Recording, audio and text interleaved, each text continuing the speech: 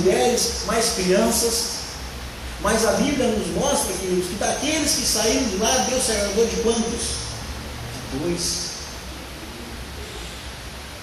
600 mil homens, mais mulheres, mais crianças, Deus se agradou de quantos?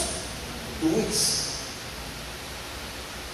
Aquela palavra que Deus tinha dado para 600 mil homens, aqueles 600 mil homens deveriam ter pego aquela palavra, levado para casa, reunido a família, e dito assim: olha meus filhos, olha minha esposa, Deus deu essa palavra aqui para nós, que vai nos levar para um lugar, nós vamos parar de comer cebola, nós vamos parar de comer alho, nós vamos parar com esse trabalho árduo que nós temos aqui, Deus vai nos levar para um local que emana leite e mel. Essa é a palavra de Deus, e gerado no coração daquelas pessoas, dos seus filhos, da sua esposa, gerado esperança.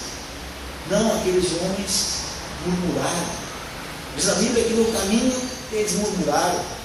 Quando eles saíram do Egito, primeira coisa, chegaram lá no Mar Vermelho, murmuraram. Ah, não tinha, será que não tinha local para nos enterrar direito lá no Egito onde nós estávamos, que nos tirou para morrer aqui? E assim foi por diante. Daí a pouquinho era falta de água, tudo era motivo de reclamação, tudo era motivo de murmuração. Deus não se agrada de murmuradores. Deus não se agrada. E aqui 2 não murmuraram, 2 acreditaram. Um deles, Josué. Josué era aquele que andava sempre junto com Moisés. Moisés ia para a tenda para oração, o Josué ia junto.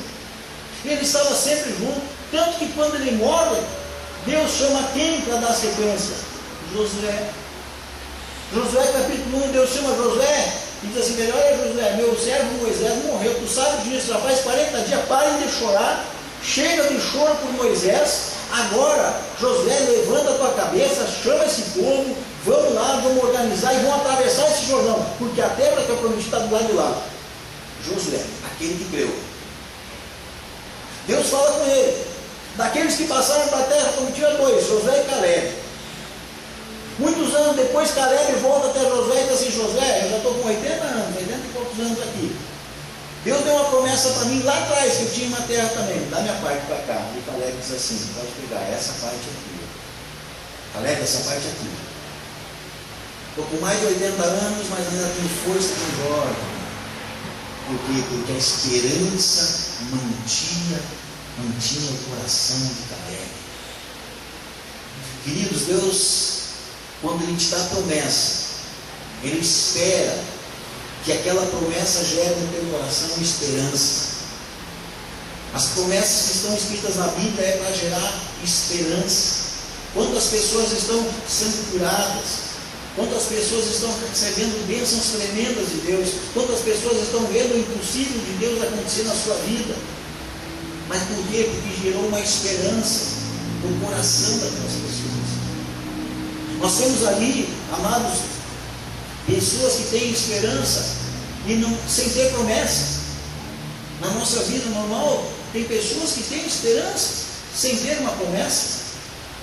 Eu vou dar um exemplo para você: as mães da Sé, aquelas mulheres lá que se reúnem na Praça da Sé, ali porque morreu alguns filhos ali e se gerou aquele movimento de mães, de filhos desaparecidos, mães que já perderam seus filhos há mais de 10 anos, que não tem notícia nenhuma, que ninguém viu, ninguém sabe.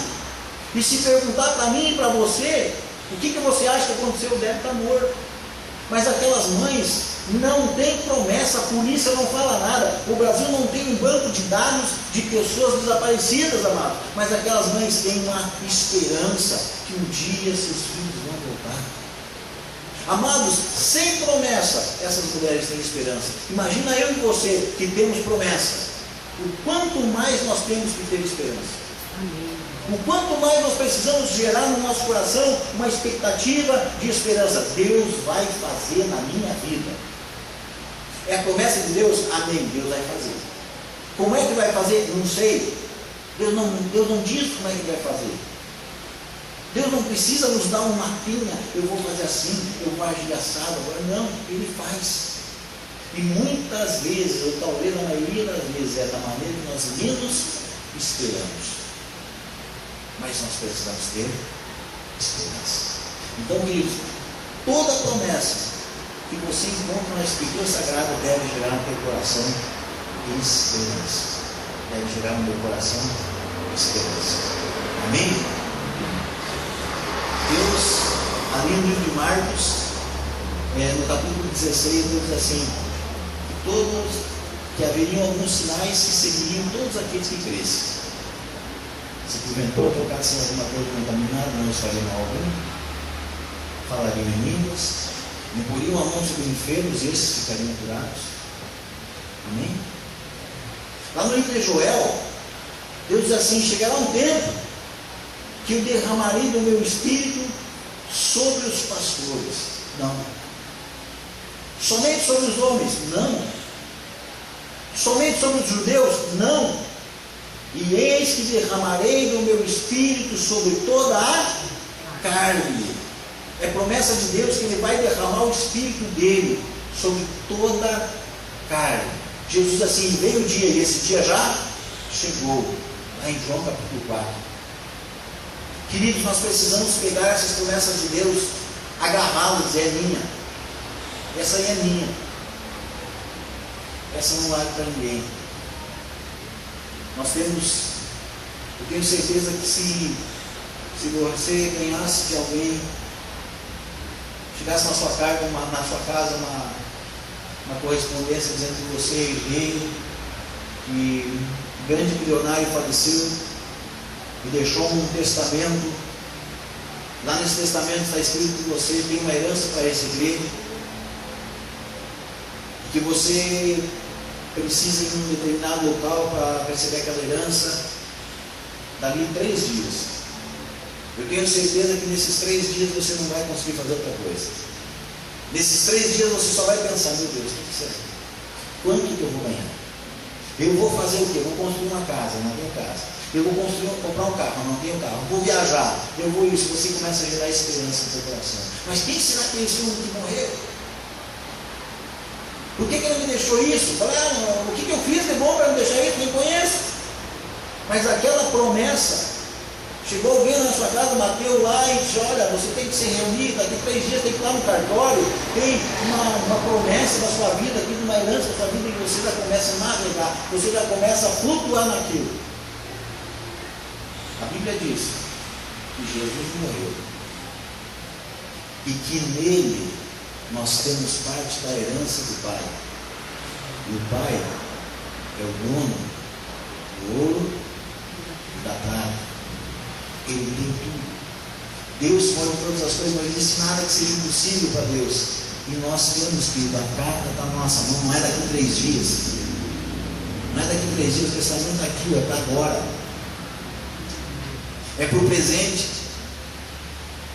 E nós ficamos olhando, e nós pegamos as promessas de Deus aqui, e olhamos outras pessoas tomando posse, olhamos outras pessoas sendo curadas, olhamos outras pessoas recebendo a bênção, e quantas vezes não ficamos com ciúmes, e quantas vezes não ficamos com inveja, e quantas vezes na nossa sabedoria teológica não dizemos: mas não é bem assim, esses caras estão a teologia deles não é a certa, o batismo é assim, não sei o que, aquela coisa toda. Mas tem gente que não sabe nada, mas tem fé.